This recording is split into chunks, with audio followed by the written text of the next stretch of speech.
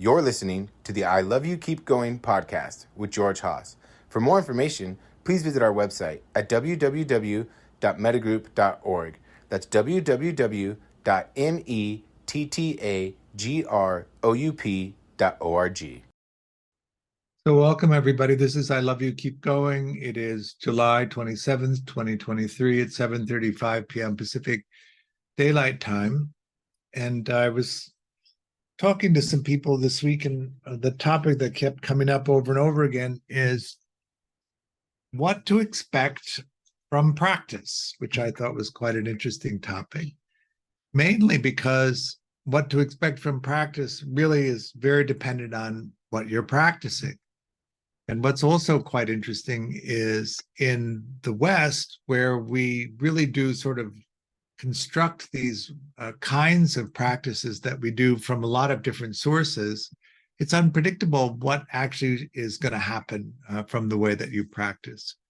So I thought that that was an interesting conversation to have.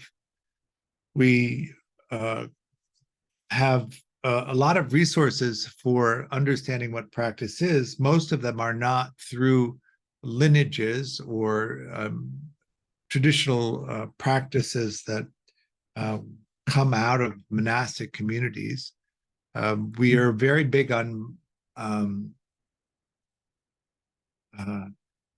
these small aspects of practice that are explained in books and through different ways of gathering the information that are really, in some sense, secularized, pulled out of the context of the tradition that they come from. And so, because we can grab them from all over the place, we, in some sense, are assembling for ourselves a practice that's unique to the way that each of us practices. And whereas in a lineage type practice, that's very defined and the stages are very defined, the expectations of what comes from that kind of practice are also quite predictable. If you practice, for instance, in one of my favorite practices, which is the Six Lamps practice that comes from Bon Buddhism, if you practice in the way that the Six Lamps is set up, you tend to have these visions, or it's often called vision practice, which are quite predictable. But when you gather different ways of practicing for yourself and assemble them, then you have the results that come from the kind of practice that you. But if you're the one who's creating the path and practicing in that particular way, the results then aren't predictable. Who here really has a teacher that they've organized their practice around and are in regular contact with that teacher and explaining the progression of the practice and then being given the next instructions to follow? When I started practicing, I think through my own conditioning, had a very hard time fitting into different communities and hanging out very long in a particular community. And so I would take in the teachings that were offered and develop a practice around that. But then when I moved to another community, the way in which I practice and what I understood about practice would change. I often hear in the community of meditators the expectation of certain things happening from practice, and then the conversation around whether or not you get there or you don't get there. But I often find it divorced from a traditional way of having those outcomes. The teacher that I found was Shinzen Young, and even though he said, this is now 25 years ago, that he was teaching Theravada meditation, actually, when my understanding of what the different kinds of practice are is deepened, I could see that actually he was drawing from a lot of different practices that he'd done in creating a way of practicing. So he was originally in Japan in a Japanese Vajrayana monastery. He studied in Taiwan with a traditional Theravada teacher. His, I think, relationship with Sasaki Roshi, which he was his translator that lasted for 30 years, was also greatly influencing the way in which he described practice. So in some sense, the practice that he developed was this great Western experiment of assembling a practice from across all of the different vehicles.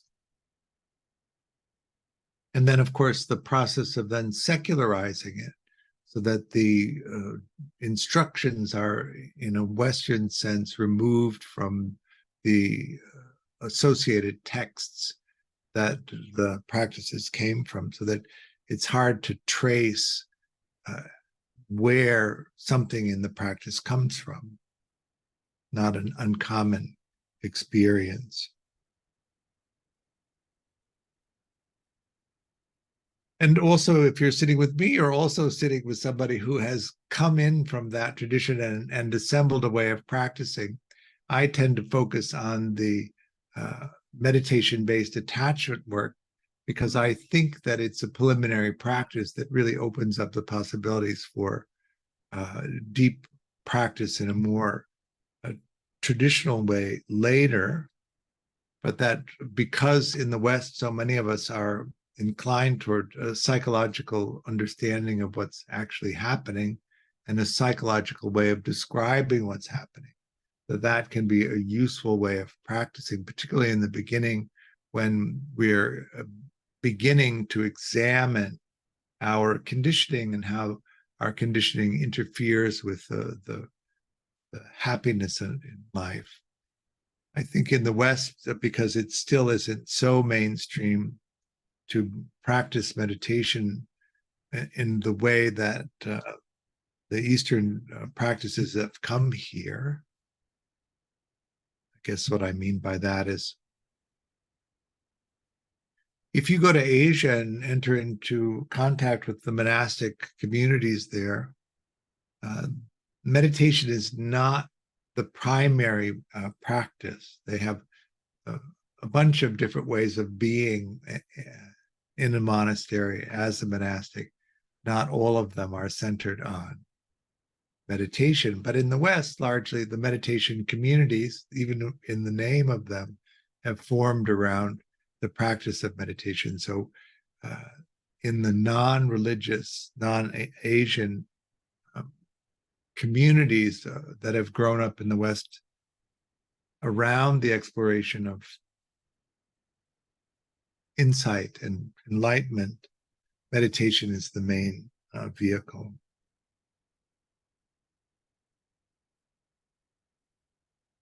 The different ways in which you can come into the practice is, widely varied. Really depends on who it is that is explaining this to you.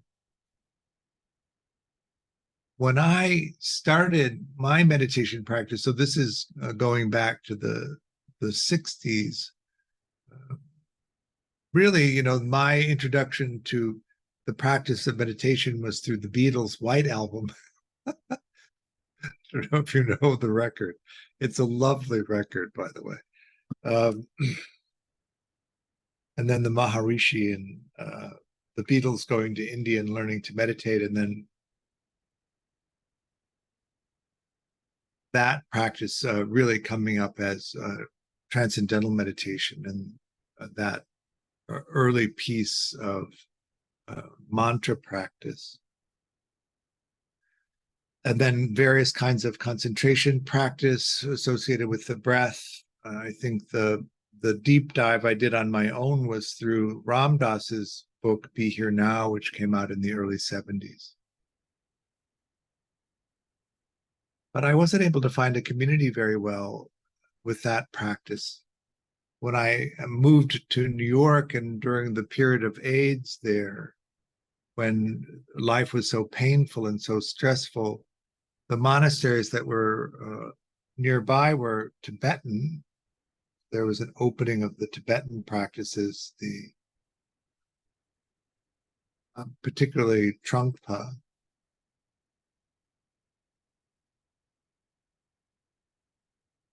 And then it wasn't really until the 90s when I came out to LA that I discovered the Theravada practices, and they were so simple in comparison. I, as a gay person growing up in the 60s, developed a reaction to organized religion because of the hostility toward the predicament I found myself in, which was to be a gay person in the world where it was illegal and they put you in jail for it, supported by the contention that it was sinful and psychologically maladaptive. So the pageantry of the Tibetan way of practicing was easily associated with the pageantry of Christianity.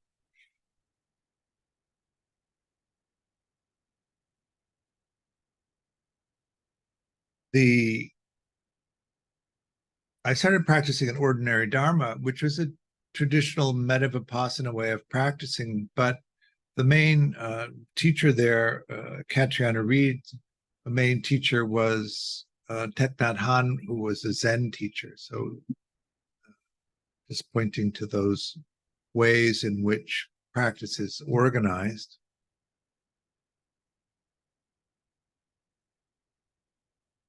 In practicing loving kindness, around that time, also Sharon Salzberg's book came out. Those results were actually much more predictable than anything else that I had done so far, because there was a description of how to practice and what to expect. And in practicing in that limited way around those concepts, the results did begin to unfold in a way that was predictable. But the insight path did not really unfold in that way until I got to Shinzen. And in practicing there with the techniques that he had developed, I began to have traditional stages of insight that really mapped along the progress of insight, as Mahasi Sayadaw had described in his manual of insight, the 16 stages. What was interesting about that was that I was having those typical stages unfolding from doing the practice of meditation, but since I was in a secular community, those stages weren't really acknowledged. And so I found that the initial experiences of dissolution, which is the 5th stage, was not really understood in the way that I was describing it, nor was it anticipated from the way that I was practicing. And so that I ended up in the Buddhist term for it is knowledge of miseries, but in the West, we often call it the dark night of the soul, which corresponds to St. John of the Cross or Teresa of Avila.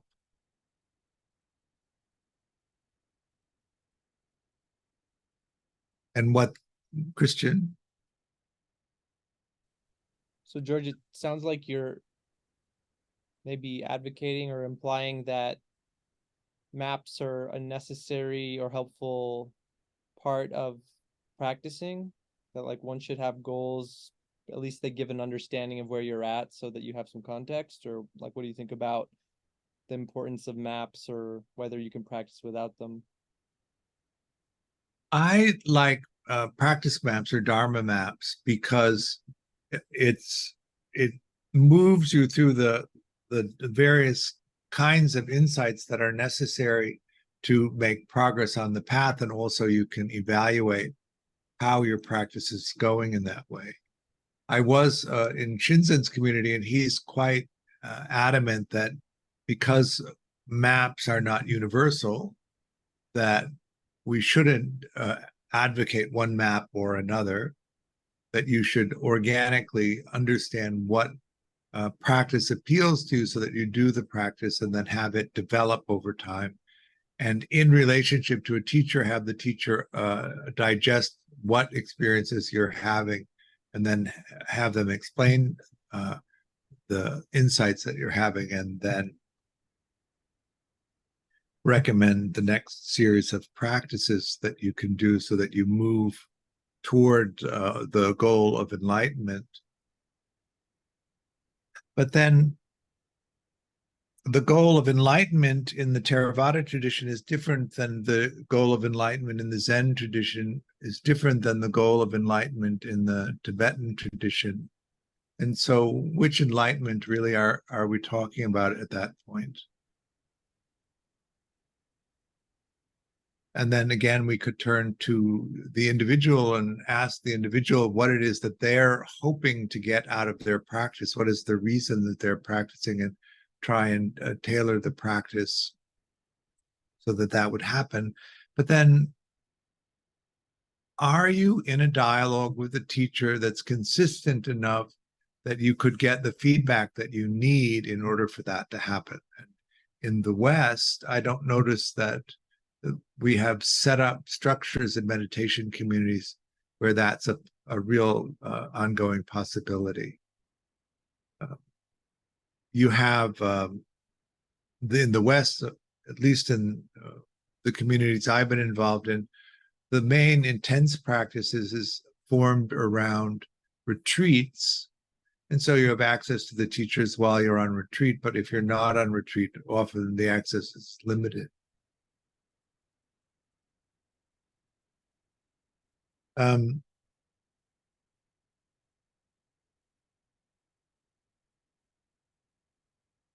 There is a lot of conversation about people getting into trouble in the process of insight that happens because there's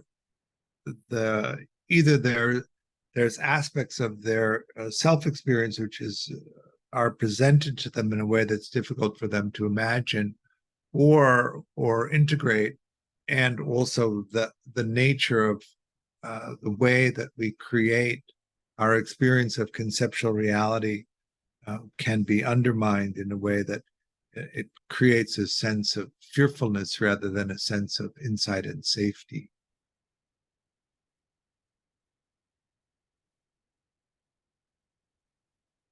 I think that what we are doing in developing these communities around meditation practices and developing an understanding of the nature of the human condition, that we can reflect on how practice is well organized. Obviously, we need a lot of different ways of practicing because there's a lot of variation in the way that people are.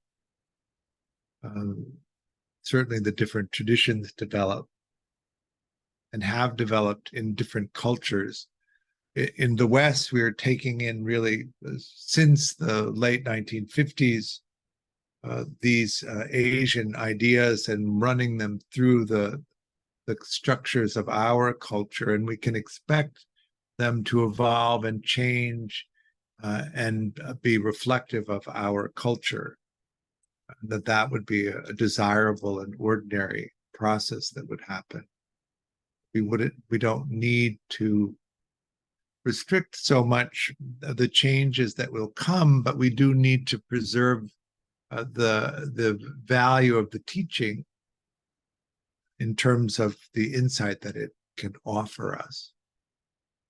That making sense?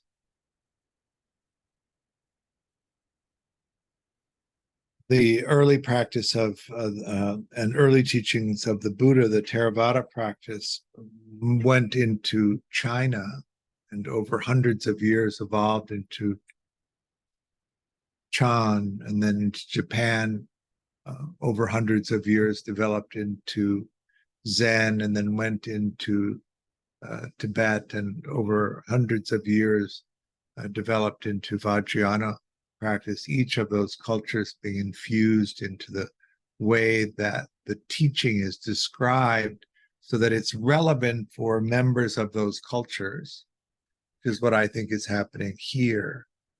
The teachings are evolving in their description so that people who are embedded in these cultures can relate to them in a way that is useful to them, and at the same time, the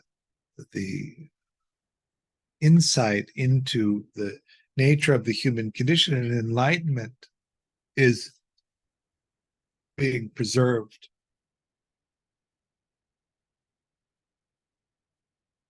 What I notice in the West is, because it is not a central, ordinary organizing principle,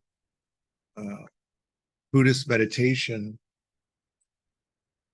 that it appeals to a subset of people in our society that come because the pursuit through the traditional avenues for addressing suffering have not been relieving enough of that suffering.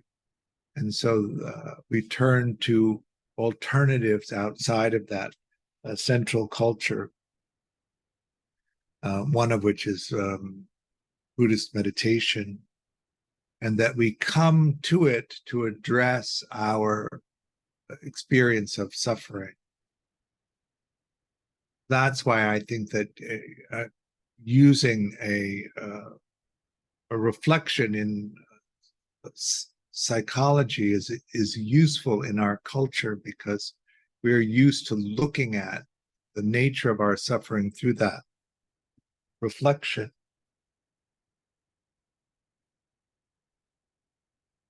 And I think that one of the things that's curious about the way that we practice in the West, of course, is we've dispensed with the traditional preliminary practices pretty quickly. I mean, are you doing your 100,000 prostrations before you begin your Tibetan practice? Or are you jumping over that and going right in?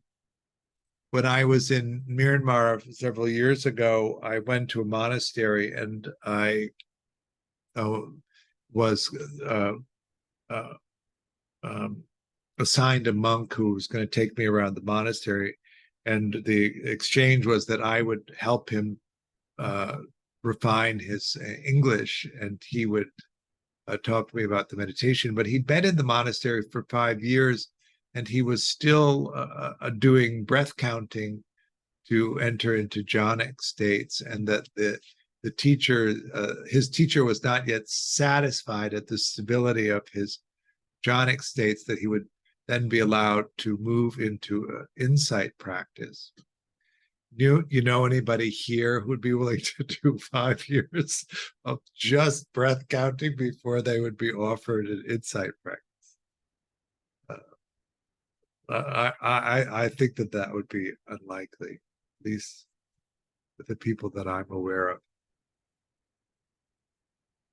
We like to go fast. We like to go all the way to the advanced practices that start there. Christian? George, do you think that like a really westernized Buddhism can arise that's not like totally commodified, like meditate so you can be a better CEO kind of stuff? Like Oh, whatever Peter Thiel is doing? I think that the mindfulness aspect of it is in some sense fitting in to that process. But I certainly don't think that the stuff that we do here, or most of the teaching that's interesting to me personally, is in that vein. I think that really that's the very surface of what's possible from practice. And when you see the depth of practice and see the very superficial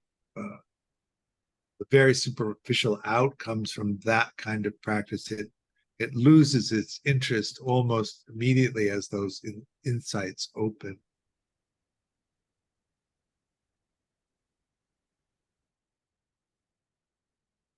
The one aspect, of course, is the ethical aspect of it. Are you adopting a non-harming stance and organizing your life in that way.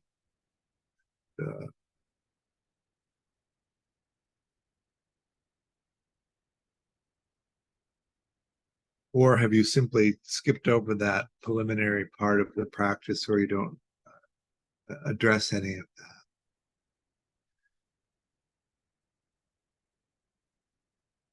What I like to say is, in the beginning of deep practice, you make the decision to become a good person. And what that means is that you make a decision to live in an ethical way in the world. You don't make a decision to be a little bit happier or to be a little less stressed. You have to really examine the intention and actions that you take in the world and move yourself in the direction of an ethical stance. If you look at the precepts for lay people, that would be a framework for that. The non-harming, not lying, not stealing, not engaging in sexual misconduct that causes harm, not engaging in intoxicants that lead to heedlessness. One of the things that I think is interesting about the communities of people that gather around meditation practices who've exhausted other avenues of in their attempts to relieve their own suffering is that the surface level stuff isn't strong enough to help them, and so they tend to dive deeper in.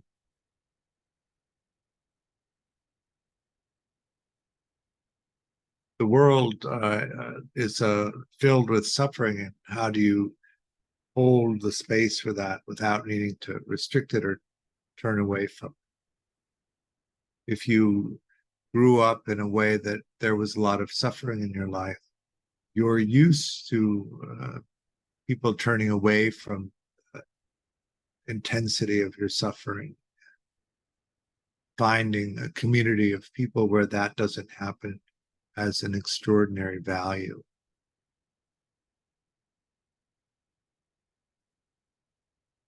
At Mettagroup, we teach mainly a practice, I like to call it meditation and attachment. So we use traditional meditation investigation strategies to explore the conditioning and understanding the conditioning that we've experienced through the attachment lens can be very helpful. You asked a question earlier, Christian, about maps. The attachment map is a wonderful way to explore conditioning, and it tends to resonate more deeply for me than the poetry of India 2,500 years ago, or the Zen poetry, or the Tibetan poetry. That these descriptions then allow you to use your meditation practices to investigate these structures, and then also to begin to change them, still relying on this understanding that we take in the sensing data. Mind, of course, is organizing what that data is. And then that ultimate reality that we are able to experience through that sensing data and mind is compared to a perceptual database of previously defined sensing moments. And then we take that and roll it into the construction of conceptual reality that's happening for us in each moment as we make it. As we begin to explore that mechanism of converting the sensing experience, that ultimate reality, into conceptual reality, what we begin to understand is these working models that create the basis of conceptual reality. That if you grew up in a family system where you were valued, where your preferences were valued, where your experience and in interpretations were valued, what you'll notice in each moment that you create conceptual reality, that's there. You have an expectation that your preferences matter, that your opinions matter, that you should be taken care of. And it's right there in everything that you've created in terms of conceptual reality. But if you had a different kind of upbringing, those bases are also there in conceptual reality. If you grew up in a household where your preferences didn't matter, then you create moment by moment these realities where your preferences don't matter. If you grew up in a family system where you had no value, you create these tableaus of conceptual reality that are infused with the understanding that you have no value. And this is really the insight, that traditional insight into the nature of our experience that we need to be able to see, so that we can begin to affect the way that we have operated based on those working models. When you look at the experience of that's described in attachment theory, it accounts for that, those first experiences of the child, an understanding that we do not see ourselves through our own sensing experience. What we see is the reflection of ourselves in the eyes of the caregiver, and that's the basis of the working models and that reflective capacity. And we construct these things, and we need to be able to actually get in there and pull apart these working models of ourselves and examine whether they're actually reflective of who we are and reflective of the experience of the present moment as it's unfolding for us, or that our capacity to experience the present moment is distorted or clouded by the incapacity of the working models to take that in and then begin to make those modifications there. One of the things, to give you an example, the metaphor that the Buddha used to describe this was the chariot. Do you know the story of the chariot as the Buddha described it? Where is the chariotness in the chariot? When you take the chariot apart and you lay all of the pieces on the ground, you have the wheels, you have the yoke, you have the platform, you have the rail, you have the reins.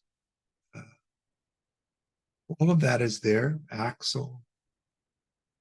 You lay it all on the ground. Where in the wheel is the chariot? Where in the axle is the chariot?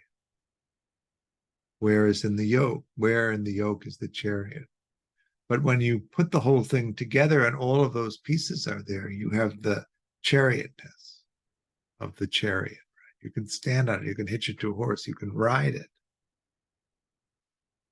So when the sense of self is gathered together from all of the different pieces that make up that experience, including that working model of the sense of self, we have the experience of self.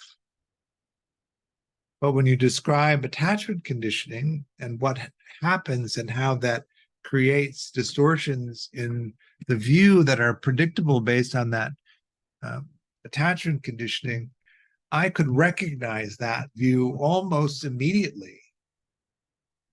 But the metaphor of the chariotness was not actually illustrating that. I heard a lecture in the late 90s by Alan Shore, who was speaking at the Neuropsychiatric Institute at UCLA.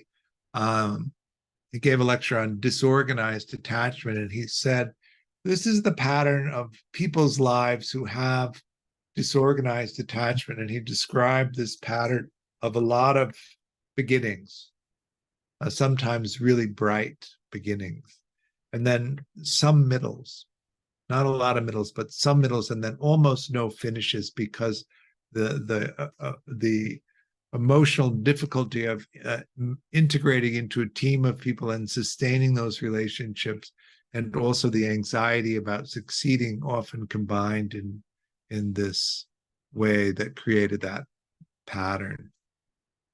I identified it immediately. It was a pattern that I had been wrestling with all of my life, trying to figure out how I could affect so that I didn't have to have these bright beginnings and some troubled middles and no finishes, because it was so painful to repeat that without feeling any sense of agency to undo it. That making sense? That description of how conditioning tends to unfold was immediately useful to me, whereas the poetry, although I could understand it intellectually and it made sense, and I even enjoyed it, did not offer the same avenue of exploration that resulted in the release of the patterns.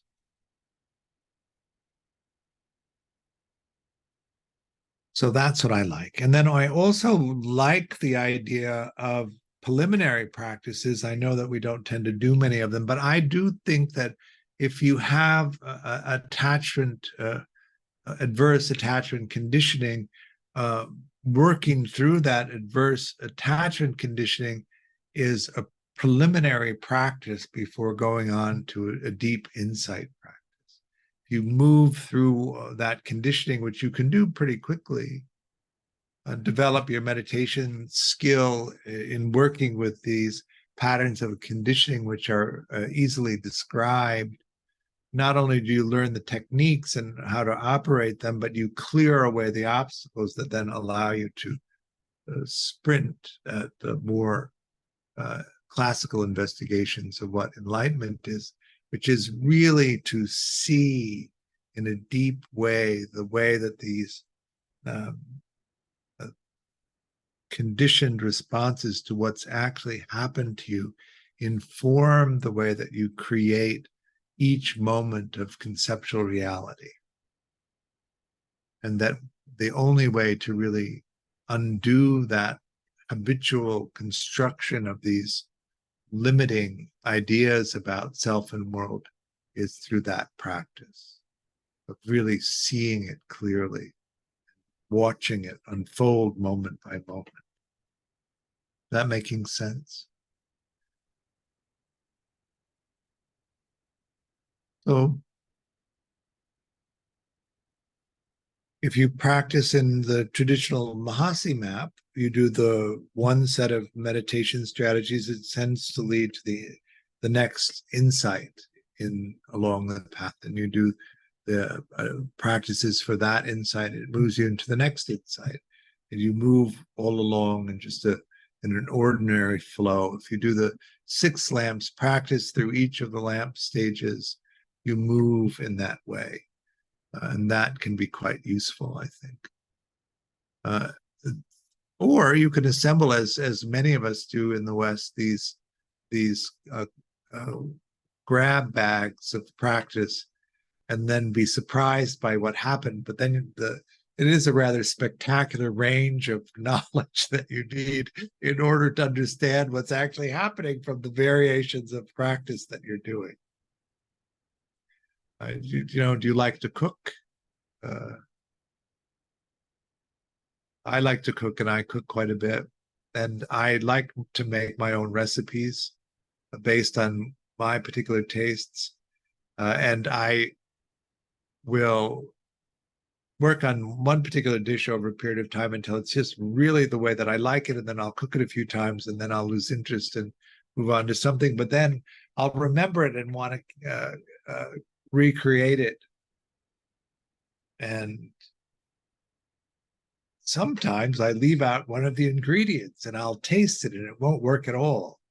And then I'll have to re-engineer it. Christian? Whenever I make something, George, I like the first time I make it, it's really, really good because I follow the recipe. And then the subsequent times I really fuck it up because I start freestyling. You have to get through that part until you get to the moment of perfection when it meets your taste buds exactly. So do you think the sort of cafeteria approach versus just kind of picking one thing and sticking to it, like, is that something that we even have control over? Or is that kind of like people will just gravitate to whichever one makes sense for them, or like which one do you recommend? Just like pick a path and stick with it? I think if you're early in practice, it's better to pick a defined way of working so that you can see how insight opens into insight opens into insight, and that it's predictable.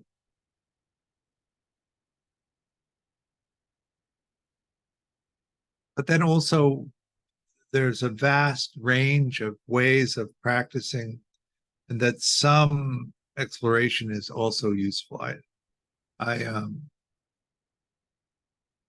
When I, having been a long time practitioner in Shinzen's world, when I began to go into the Tibetan practice, I didn't need to spend a lot of time in the preliminary practices because I could already do everything as it came up. It was described differently, but it wasn't a big issue for me to be able to practice in the way that they recommended and have the insight that they offered in that.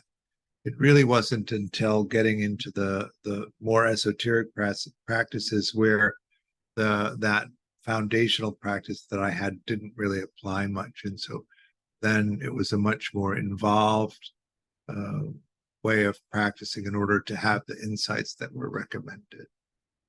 But because I understood the nature of insight in practice, it was also not as laborious as it was in the beginning of the Theravada practice.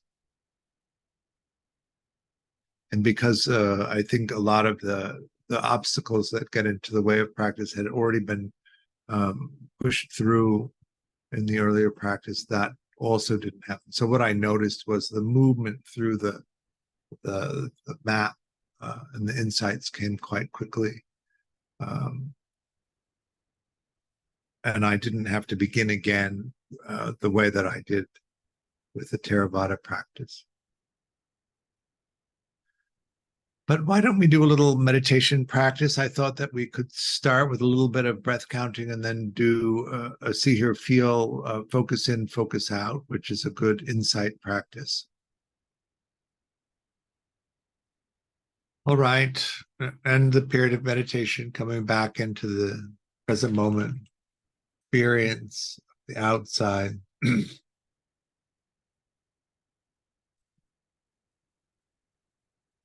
So we have a few things coming up. We have a level 1 coming up, starting in August. If I can find the dates on that.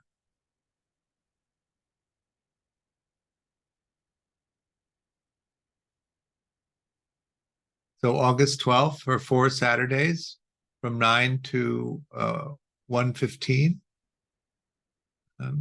We have a level 0 coming up on, our new level 0 is going to be on Thursday, August 3rd. And then we're going to have a new level 2 starting